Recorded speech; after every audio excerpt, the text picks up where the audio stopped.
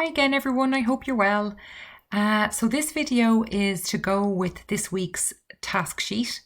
So I am going to email you the task sheet. I am going to email you the link to this video. I am going to send hard copy by post of the task sheet and a tips sheet for you. So the tips sheet I think has about 12 tips to support you with working on the task for this week. So this video then is going to work through each of the tips on the tip sheet that you're going to get out. So I hope that for those of you who can't maybe link into the Teams sessions, I hope that the tip sheet and the video will be supportive to you to try and get the work done, I suppose, in a self-directed way. So if anyone needs help, if anyone's unsure of anything, I have said it in the tips sheet, but just by all means, give me a call, send me a WhatsApp, or send me an email, and I will hopefully be able to help you. Okay, so the first thing that we're going to look at is to change your font and to change the size of your font. Most of the task sheets that I send you out will probably begin with setting up a document and getting ready to type by choosing a font and choosing a font size. So if I just maybe pop in here and type just in the word, maybe Monday. Okay, so at the moment, my font is set to this font here, Calibri. So remember, if you're unsure of what anything does on the ribbon, any little icon or a symbol or anything like that, just hover your cursor. So my cursor here is this white arrow. So hover your cursor over it and it will pop up with a little, like it's doing now, it'll pop up with a little definition for you to remind you what that button or what that icon does.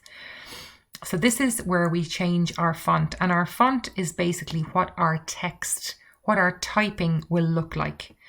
So just for contrast, I'm going to select here, this one here, Lucida Handwriting. And I'm going to select a larger font size. I'm going to select 18.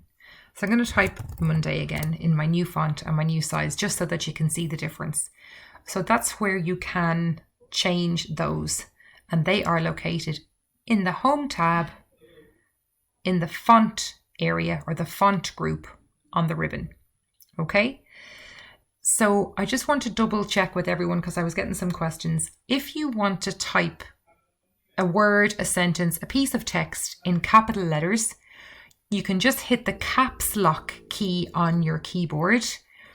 If you forget to do it, you can just highlight your word, come up here in the font group to the change case button. So just click on your drop down to see your options. And if I choose uppercase there, you can see now, hopefully, that it has changed this word Monday to capital letters. Okay, right. The next thing we're going to look at are your page margins. And your margins are located in the Layout tab. So if I come up here, so most of the time, the functions that we're using are here in the Home tab. Tabs that we will use throughout the course of the next couple of weeks are the Insert tab, the Layout tab, and if you want to check if your ruler is, so at the moment, you can see I have a ruler visible to me here that runs across the top of my page and here at the side of my page. If you don't see those rulers, if those rulers are not visible for you, just come here to the View tab, click on the View tab, and in the Show group, you'll see here that in where it says ruler, I have a check mark in the box there. If I click the box and take out that check mark, you can see now that my rulers are no longer visible to me. But if we're setting tabs and we're doing various things, it's a good idea to be able to see your ruler. So just if there's no check mark in that box, just put a check mark in that box and you'll be able now to see your rulers. So I'm just going to pop back to the Home tab, and for our margins, I'm just going to move here to the Layout tab. So if I click on the Layout tab, the very first option available to me here is my page margins. Okay, so if I click on the drop down, I think in the task for this week, I have asked you to maybe set your margins to moderate. So if I click on that, it doesn't really make a whole lot of difference. It just basically all that means is the margins where your text will be between on the page are just changed slightly. If I change them to something larger, so if I maybe say, if I set a wide margin, you can see now where the text has moved on the paper, on the page, and up here in the ruler, you can see how much of the page is no longer available to me because I'm working within this more narrow margin area here. Okay, so I'm just going to pop over to margins and we'll pop back to a moderate margin. You can also customize your margins. So if you wanted to, you can put whatever size, you can adjust this to whatever you wanted in here, and just click OK. And you can see it has just changed my top margin there ever so slightly. Okay, so that's margins. The next thing we're going to look at is tabs. So I'm going to pop back to the Home tab and I'm going to go to the paragraph group. So remember, Home tab, this area up here is known as the ribbon. Okay, this is the ribbon, and I'm in my paragraph group now to sort out or to organize my tabs. So I'm just going to click on this little arrow here in the corner. Okay, and I'm just going to move this box up a little bit just so you can see. So in the bottom left-hand corner here, you can see the word tabs. So if I click on tabs, and just to demonstrate for you here, I'm just going to put a tab at 2 centimeters. So if I type 2 in here and just click set, then I'm going to set a tab at 6 centimeters and I need to click set, and I'll say 10 centimeters and I need to click on set, and then I just need to click on OK. So I have a tab stop position at 2 centimeters, 6 centimeters and 10 centimeters on my ruler. So I'm just going to click OK, and then hopefully you can see there's a little marker here at 2, 6 and 10. So to navigate between your tab stops, the best thing to do is use your tab key on your keyboard. So just to show you, I'm going to type A, B, C, and we'll go again, D, F. So to navigate between your tab stops, use the tab key on your keyboard. Okay, so that's setting tabs. If you want to clear your tabs and take the tabs off the ruler, there's 2 ways you can do it. You can pop up to the ruler, click on your tab stop marker and just drag it down away from the ruler, and that clears it. Or you can click on the paragraph dialog box launch button again. You can go into tabs, you can say clear all, and you can say OK. And now you can see there are no tab stops marked on the ruler. Okay, next thing I'm going to show you is just to underline a word or make a word appear in bold. So if you want to make a word appear in bold, if you wanted to highlight something, it just means you want it to stand out slightly from the rest of the text in your document. So if I type in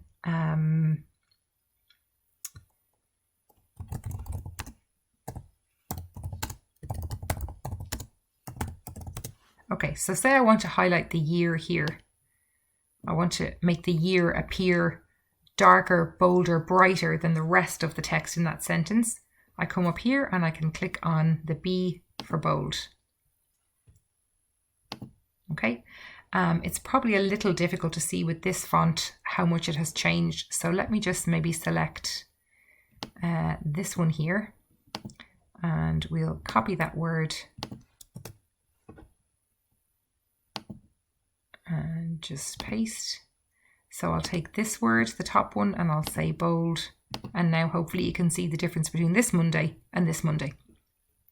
It's not too clear here, but you can see that bold has been applied, but it's just not too clear with that font.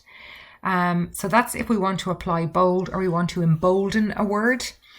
You can also use the keyboard shortcut to do that. So if I pop up here and just highlight this Monday, if you want to use a keyboard shortcut, you can just select Control and B on your keyboard. So now both those words, both those Mondays are in bold. The same with underline.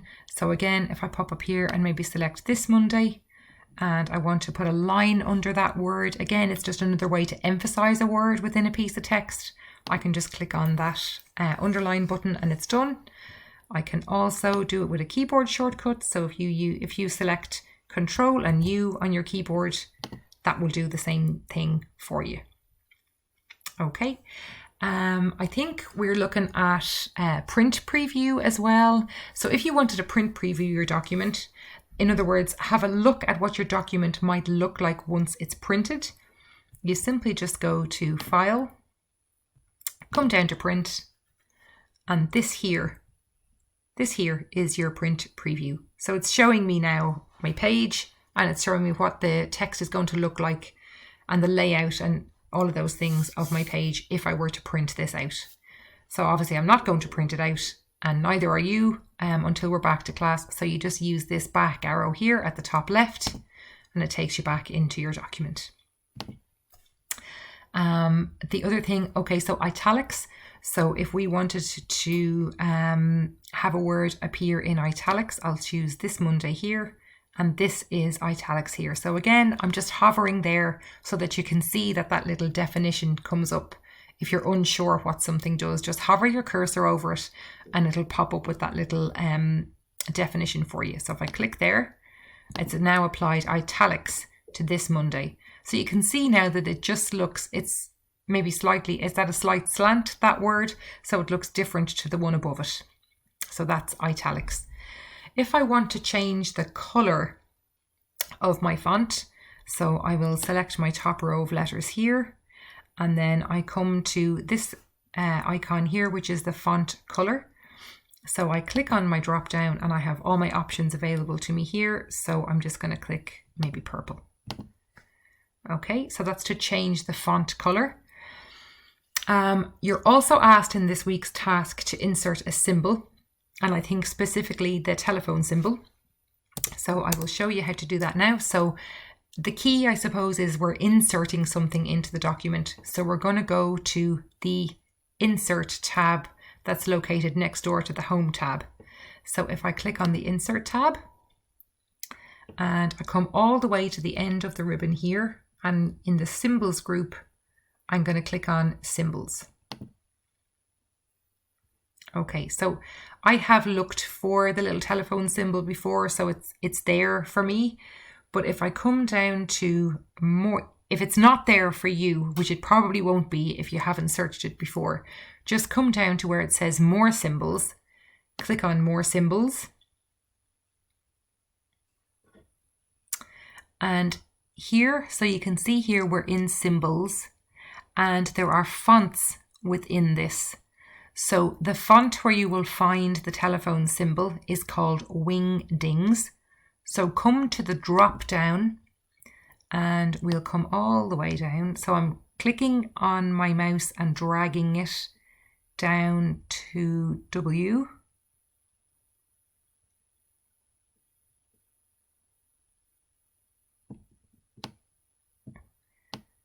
And Wingdings. So Wingdings is the font I want. And you can see here my little telephone symbol is there. That's the one I'm looking for. So if I click on it and I click Insert, then I can close that. So you see now I have my little telephone symbol inserted here in my document. The final thing is to insert a header or footer. So again, the key is in the name. We stay in the Insert tab. We come across to Header. We click on Header. We're just going to select a blank header. And as you can see, that opens up at the top of my page. So I'm just going to use my backspace key to get rid of the text that comes in there by default. I'm going to type my name and the date. Now, I think I've asked you to center align that text.